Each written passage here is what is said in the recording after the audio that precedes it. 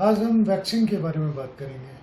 आज की डेट में कोविड वैक्सीनेशन के बारे में ढेर सारी गलतफहमियां हैं। लोगों के दिमाग में क्वेश्चंस हैं कि वैक्सीनेशन कामयाब है, नहीं कामयाब है, कैसे काम करता है। तो इसी के लिए मैंने ये डिसाइड किया कि एक वैक्सीन पे मैं वीडियो बनाऊँ। ये वीडियो 3 पार्ट में होगा। पहले पार्ट में हम सिर्फ डिस्कस करेंगे कि वैक्सीन क्या होता है और कैसे काम करता है। सेकेंड पार्ट में हम डिस्कस करेंगे कि कोविड की वैक्सीन कितने तरह के आते हैं, किस तरह कैसे काम करते हैं। और तीसरे में हम बात करेंगे कि किसे वैक्सीनेशन लेनी चाहिए, किसे नहीं लेनी चाहिए और क्या क्या प्रिकॉशन लेनी चाहिए, क्या क्या साइड इफ़ेक्ट्स हो सकते हैं। वैक्सीनेशन जो टर्म है ये वैक्सीन से आता है। वैक्सीन जो एक लैटिन वर्ड है वैक्सा, वैक्सा का मतलब काऊ है। 1796 में एडवर्ड जेनर ने सबसे पहला वैक्सीन दिया था। उन्होंने ऑब्जर्व किया था कि जिसे काऊ पॉक्स हो जाता है उसे स्मॉल पॉक्स या तो नहीं होता है, होता है तो माइल्ड होता है। तो उन्होंने एक मिल्क मेड, जो लेडी जो गाय के साथ काम करती थी, दूध दूहती थी, जिसे माइल्ड सा काउपॉक्स हुआ था, उसके पस से सिरिंज से पस निकाली और एक बच्चे को वो पस जो है इंजेक्ट कर दिया काउपॉक्स का। बाद में उन्होंने पाया कि जब उस बच्चे को स्मॉल पॉक्स हुआ तो वो बहुत ही माइल्ड सा था, तो उनकी हिम्मत बढ़ी और कई लोगों ने एक्सपेरिमेंट किया और इस तरीके से पहला वैक्सीन हमारा तैयार हुआ स्मॉल पॉक्स का। तो वैक्सीन टर्म जो है वैक्सा से आया है। अब सवाल उठता है कि वैक्सीन कैसे आपको प्रोटेक्शन देता है, क्या काम करता है। जब भी हम वैक्सीन इंजेक्ट करते हैं या कोई भी इन्फेक्शन होता है तो सबसे पहले जो बॉडी का सेल्स होता है, वाइट ब्लड सेल्स कई तरह के होते हैं, उसमें एक मैक्रोफेज होता है।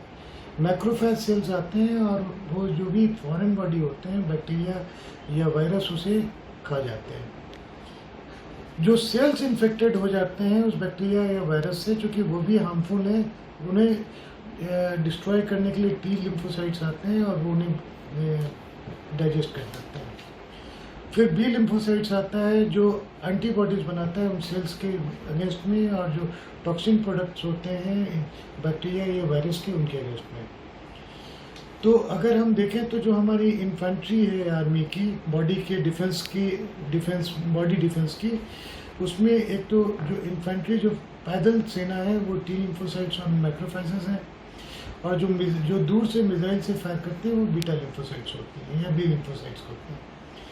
चौथा सेल्स होता है मेमोरी सेल्स, जो टी लिम्फोसाइट्स और बी लिम्फोसाइट्स के पार्ट होते हैं। उनमें वो फोटोग्राफिकली वो सारी मैसेजेस चले जाते हैं कि ये बैक्टीरिया है या ये वायरस है, ये इस तरह का दिखने में होता है, ये स्ट्रक्चर होता है, वो आता है तो ये करता है। तो जब भी दोबारा कभी इन्फेक्शन होता है तो चूँकि इनके पास सारी खबर होती है, ये इमीडिएटली एक्शन में आ जाते हैं और उसे डिस्ट्रॉय करना शुरू कर देते हैं। इसे हम बॉडी की इम्यूनिटी कहते हैं। अब अगर हम बात करें कि वैक्सीन कितने तरह के होते हैं, तो जो जैसा कि पहले मैंने बताया कि जो पहला वैक्सीन लॉन्च हुआ था जो स्मॉल पॉक्स के अगेंस्ट में, दैट वाज हेट्रोट्रॉपिक वैक्सीन।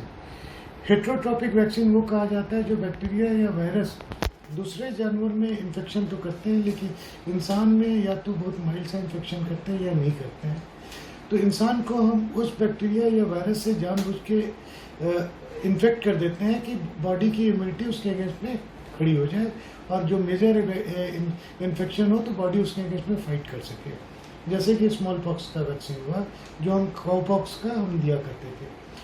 वैसे ही जो BCG हम वैक्सीन लेते हैं ट्यूबरकुलोसिस के अगेंस्ट में, वो भी लाइव एटेन्यूएटेड वैक्सीन है, लेकिन उसमें जो हम स्ट्रेन यूज़ करते हैं वो माइकोबैक्टीरियम बोविस, बोविस मतलब बोवाइन, जो गाय बैल होते हैं उनमें ये टीबी कॉज करता है, वो स्ट्रेन का हम बॉडी के अंदर इंजेक्ट करते हैं।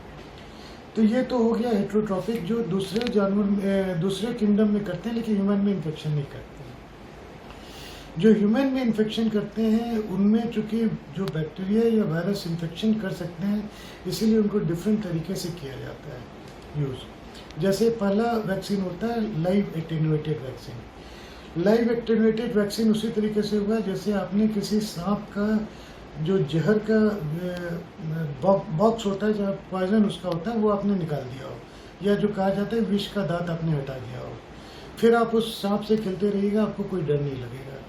वैसे ही जो वैक्सीन है, जो बैक्टीरिया है, जो वायरस है, उसको जब आपने एटेन्यूएट कर दिया, उसका जहर निकाल दिया कि वो जहर नहीं बना सके, वो कैपेसिटी उसकी ख़त्म कर दी और वो बॉडी में इंजेक्ट करते हैं, तो चूंकि बैक्टीरिया या वैक्सीन जो बॉडी में आया है वो एज ए फॉरेन बॉडी काम करेगा, तो बॉडी की पूरी इम्यूनिटी उसके अगेंस्ट में तैयार हो जाती है कि कल को जब वो बैक्टीरिया वायरस आपको इन्फेक्ट करता है तो आपकी बॉडी की इम्यूनिटी उससे फाइट कर जाती है। ये लाइव एटेन्यूएटेड वैक्सीन हो गया, जैसे स्मॉल पॉक्स का वैक्सीन हो गया, जो आज की डेट में अभी हाल फिलहाल तक दिया जाता था। सेकंड होता है जो लाइव नहीं होता, बैक्टीरिया को मार देते हैं, जिसे इनएक्टिवेटेड वैक्सीन कहा जाता है। पहले लाइव एटेन्यूएटेड में हमने उसका जहर खत्म कर दिया था, पॉइजनस नहीं था। अब हमने किया क्या कि हमने वो रिस्क भी नहीं लिया, बैक्टीरिया या वायरस को मार दिया और उसके सेल जो है, जो पूरी बॉडी है, वो बॉडी हमने इंजेक्ट कर दी। बॉडी फिर फॉरेन बॉडी है, फिर वैसे ही सारी इम्यूनिटी रिएक्शन होगा और मेमोरी सेल्स में उसकी डिटेल चली जाएगी कि कल को बॉडी की इम्यूनिटी तैयार होगी फाइट करने की। इनएक्टिवेटेड वैक्सीन में जैसे पोलियो का वैक्सीन होता था, वो that was the inactivated vaccine. वैसे ही हेपेटाइटिस ए का वैक्सीन जो होता है that is inactivated vaccine. Flu के, इन्फ्लुएंजा के कुछ वैक्सीन होते हैं वो इनएक्टिवेटेड वैक्सीन होते हैं। लेकिन कुछ बैक्टीरिया होते हैं जो बैक्टीरिया हार्मफुल नहीं होते हैं, लेकिन वो पॉइजन बनाते हैं, वो पॉइजन जाके बॉडी में हार्म करते हैं, that is known as toxins. तो हम करते क्या है कि उस टॉक्सिन, चूँकि हमें बैक्टीरिया से कोई रिस्क नहीं है, बैक्टीरिया से हमें डर नहीं है, उसके टॉक्सिन से हमें रिस्क है, चूँकि टॉक्सिन जाके बॉडी को हार्म पहुँचा रहे हैं।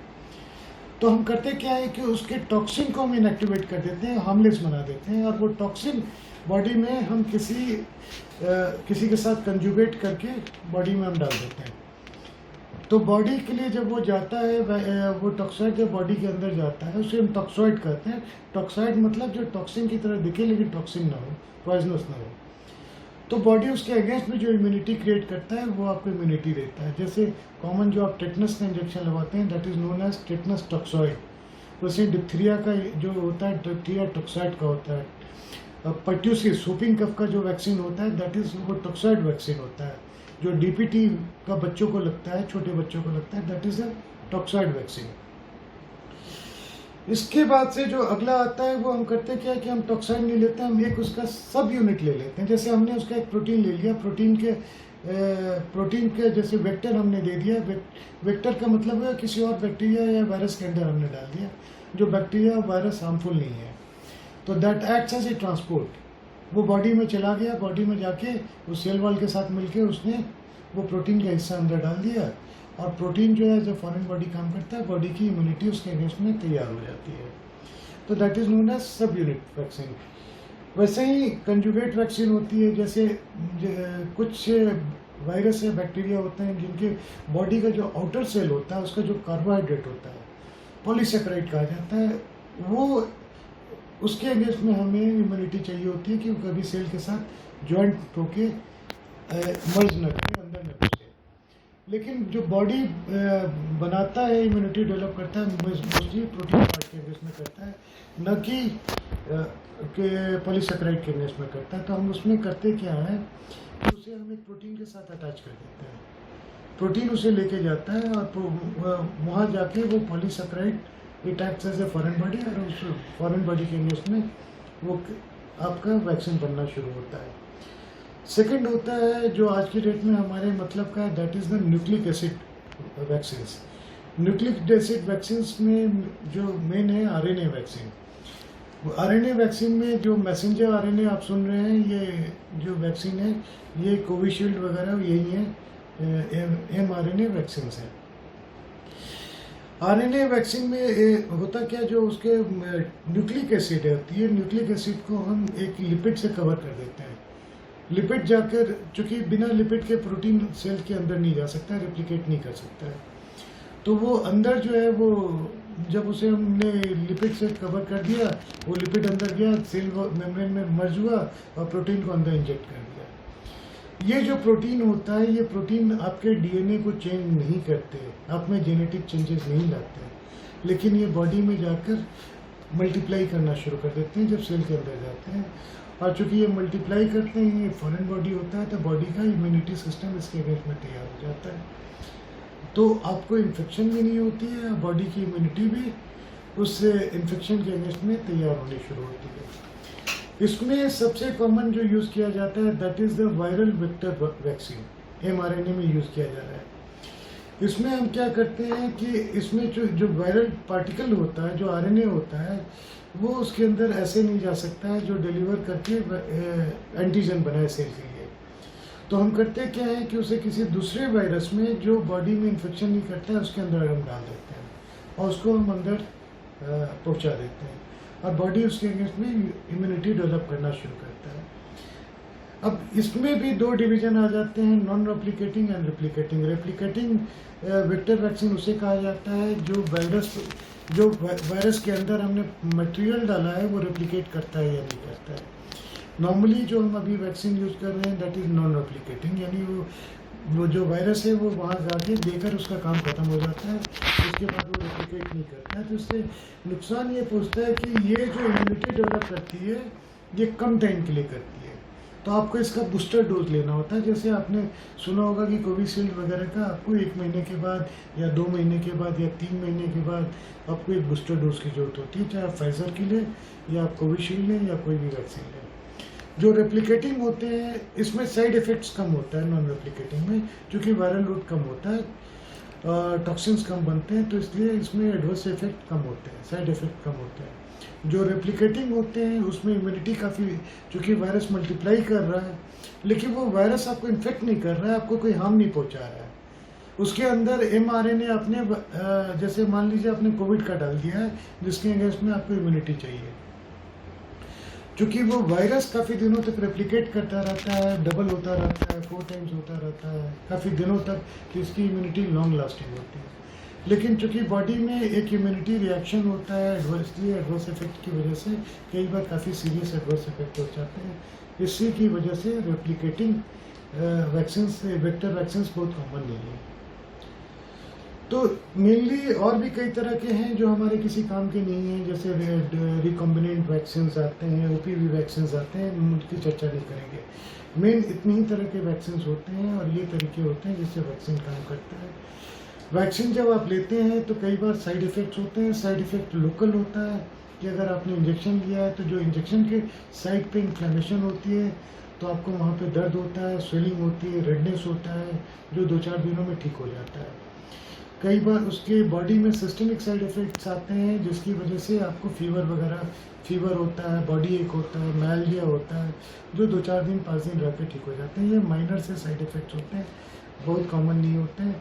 सेकंड, किसी पेशेंट में एलर्जिक रिएक्शन होता है जिसके लिए आपको कोई भी वैक्सीन कॉज कर सकता है, जिसके लिए आपको अलर्ट रहना होता है। स्पेशली अगर एलर्जी की हिस्ट्री है तो you have to be very careful कि अगर आपने वैक्सीन लगवाया है तो आप कम से कम आधे घंटे बैठ के, जब कोई इमीडिएट एलर्जिक रिएक्शन ना हो तब घर जाए, और आपके पास कुछ एंटी एलर्जिक एलेग्रा वगैरह जेब में होनी चाहिए।